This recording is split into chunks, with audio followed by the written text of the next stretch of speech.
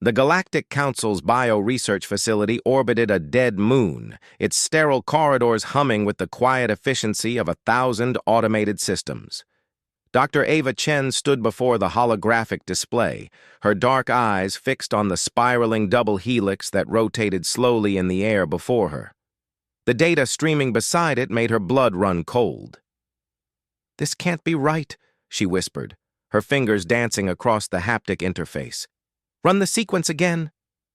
Beside her, Albert Rodriguez leaned forward, his weathered face creased with concern. The former Marine had seen combat on 3 continents before joining the Xenobiology Division, but even he seemed unsettled by what they were witnessing. "Third time's the charm," he offered, though his voice lacked its usual levity.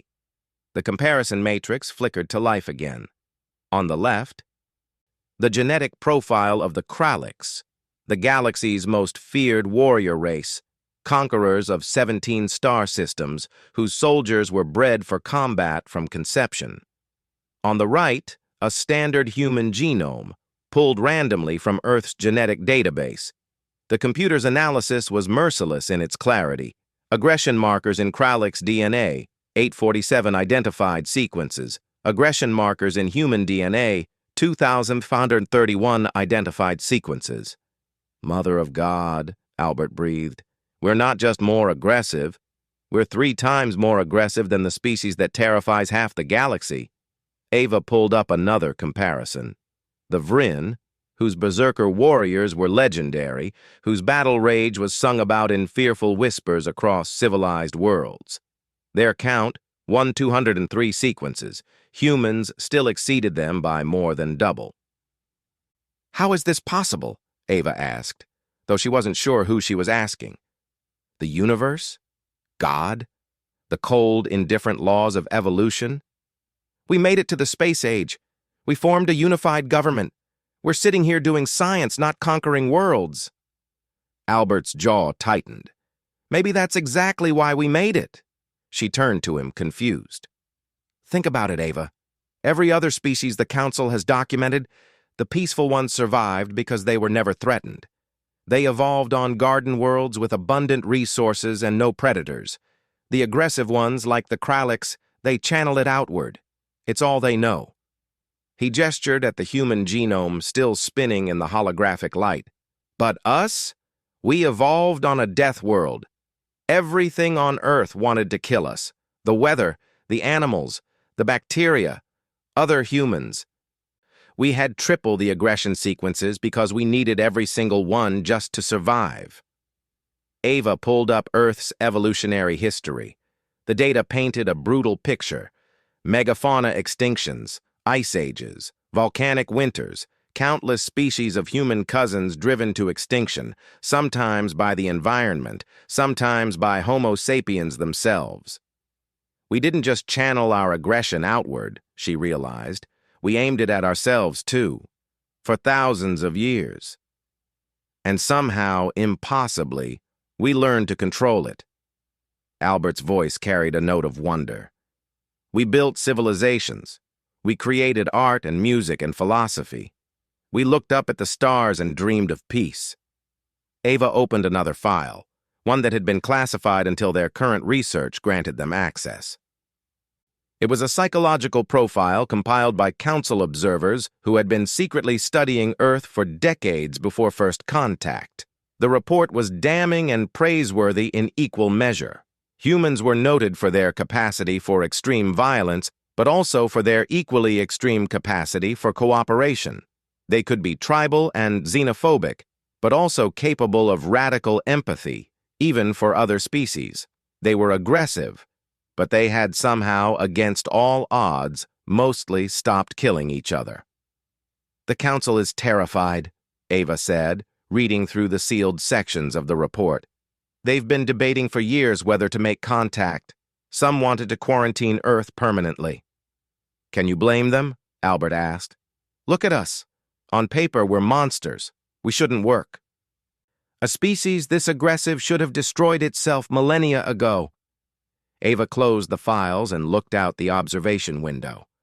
Earth hung in the distance, a blue marble against the black, home to 8 billion souls who carried within their cells the genetic legacy of 1 billion years of survival.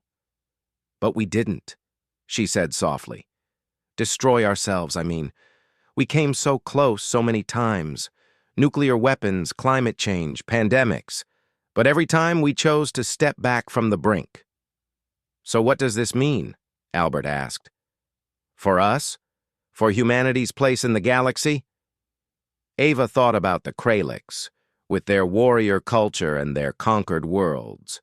She thought about all the species humanity had met since joining the galactic community, each one viewing humans with a mixture of fascination and fear.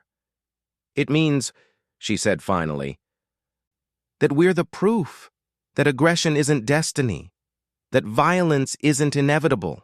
Every human alive is the descendant of warriors and survivors and killers, yes.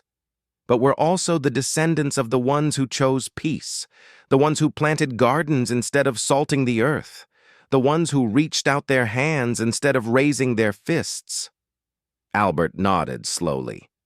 We're the species that looked at the monster inside us and decided to tame it.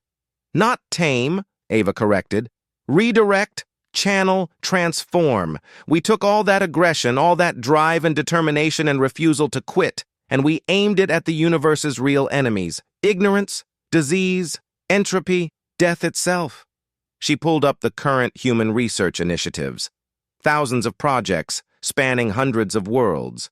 Medical breakthroughs saving billions. Terraforming efforts, rescue operations, humanitarian aid, defense pacts with species that had no warriors of their own. The other species, they'll fear us, Albert said. Some always will. When they look at our DNA, they'll see monsters. Let them, Ava replied, and there was steel in her voice now. Let them see the monster, but let them also see what we chose to do with it. We had every reason to become conquerors. We had the aggression for it, coded into every cell of our bodies. Instead, we became explorers, scientists, protectors. She saved their research and encrypted it with the highest security protocols. This data would reshape how the galaxy viewed humanity. It would confirm some of their worst fears, and hopefully their greatest hopes. Come on, she said to Albert. We need to present this to the council. As they walked through the station's corridors, passing researchers from a dozen different species, Ava thought about the weight of what they'd discovered. Humanity carried within it the genetic potential for unparalleled violence. But they also carried within them something even more remarkable: the choice to be better than their nature. The galaxy would have to accept both truths about humans. They were the species with triple the aggression markers, and they were the species that had learned to make that strength serve life instead of death. That, Ava thought, was the real human superpower. Not the capacity for violence, but the capacity to overcome it. As they entered the council chambers, she held her head high. Let them see the data. Let them see the monster. And let them see what humans had chosen to become, despite it. The end.